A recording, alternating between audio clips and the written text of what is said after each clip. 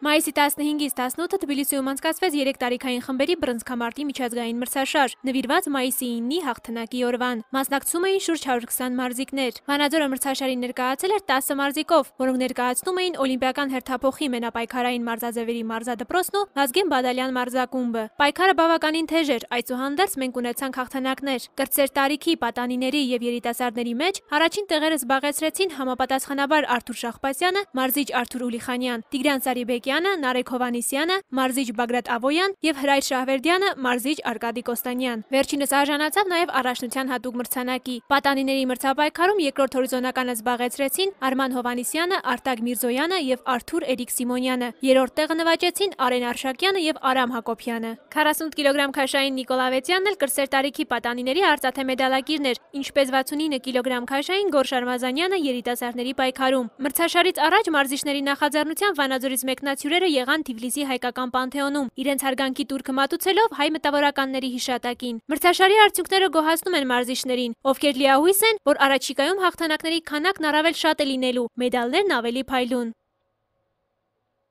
Մերիվանյան, Լոռի հեռուստաընկերություն։